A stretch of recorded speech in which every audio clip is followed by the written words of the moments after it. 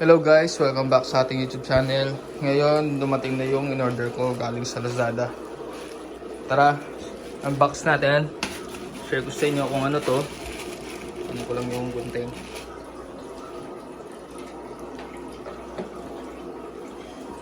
Bali to guys, in-order ko last 3 days yata to. Silipin natin kung tama yung binigay sa atin. Ito guys, gamit natin ito sa isda. Kasi nagtanong-tanong ako, maganda daw ito sa isda natin. Ngayon, silipin natin kung ano to. Pasikat natin.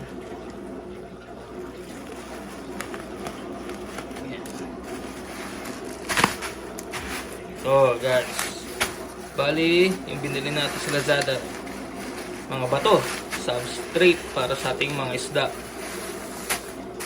Yan.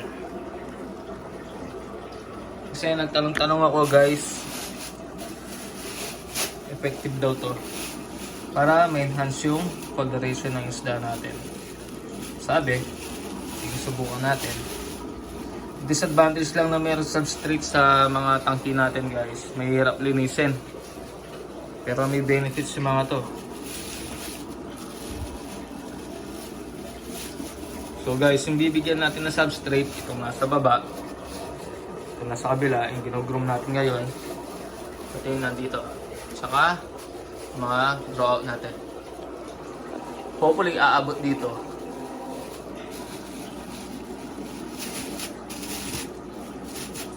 Nabili ko pala to guys sa Lazada, 50 pesos, 54 pesos per kilo yata yun. Yung napamahal lang dito guys, yung shipping fee. Kasi nga bato-bato yung mabigat. So ito, 1 kilo nyan to. Kasi 2 kilo yung order natin eh. 1 kilo yan. 1 kilo rin to.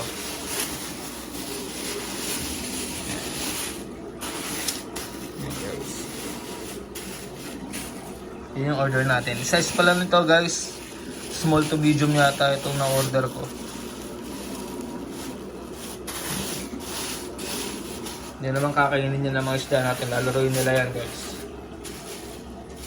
Siguro, konti lang talaga ilalagay natin kada aquarium. Subukan natin. Pero guys, sugaliin natin. Pag nag-order tayo, bumili tayo ng substrate. O kaya mga bioballs, tabaraks. Ugasan muna natin yun guys bago natin ilagay dito sa mga tangki natin.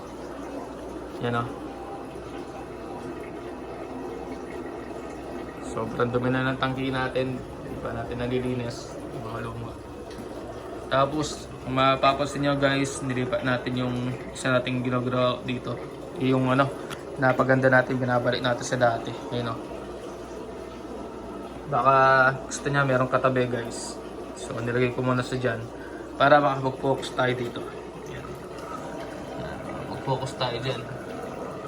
Meron tayong next video regarding sa diet nito, kung anong enhancement gagamitin natin. Temporary, yan, dyan yun. Mukhang nag-improve naman siya, mukhang lumalaki na yung cock niya, unti-unti, bumabalik na ulit. You know? Tapos ito guys, for sale pala to Quantum KKF2 yan guys. Mga kapatid niya yung mga yan. Mga yan. Isang strain lang yung mga yan.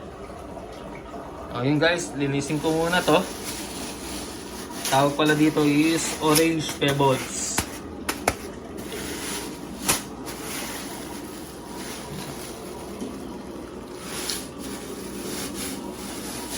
So yun lang guys, linisin ko lang to tapos lagay ko dito pag after ko malinis.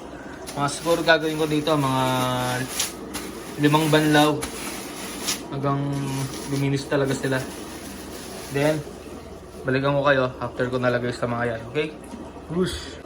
Ayan guys, nalinis na natin. Napansin nyo, naka 5 banlaw ako. Tara, samahan nyo ako, lagay na natin.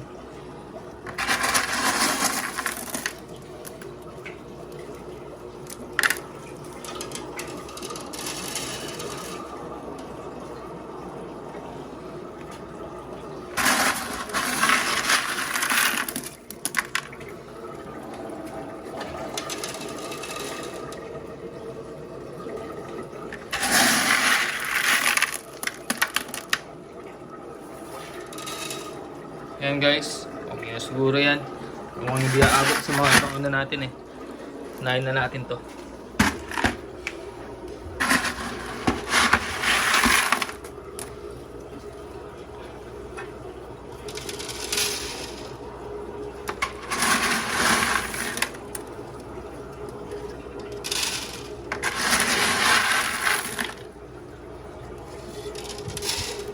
Gusto nyo guys, sa dulo ko lang nilalagay para hindi ako mahirapan maglinis. Igusin ko na lang mamaya yung isa. Then yung mga grow out natin.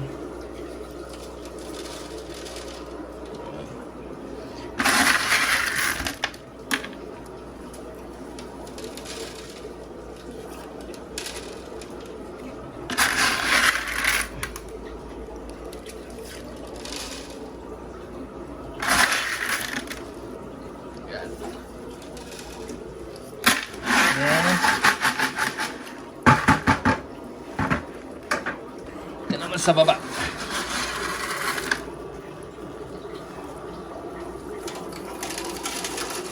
Mukhang kulang pa guys. Mukhang kailangan pa natin mag-order ulit. Kasi hindi na natin mabibigyan niya sa taas.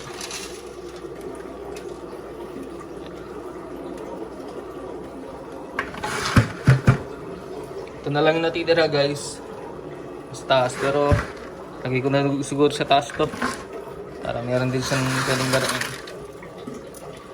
So, dito guys,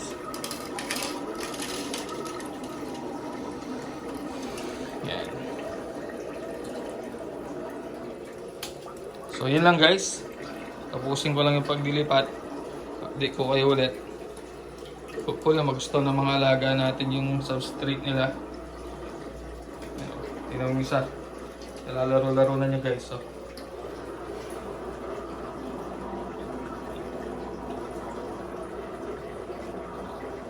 Yun o, nalalaro na niya guys.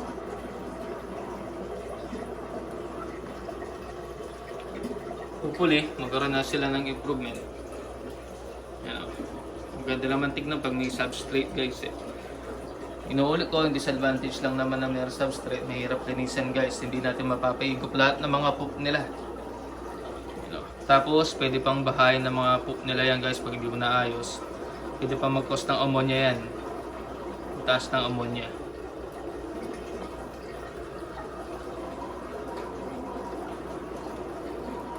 Tapos guys, di mo pwedeng gamitan ng hose yan, tapos kakalkalin mo yung substrate na yan para maigop yung mga poop.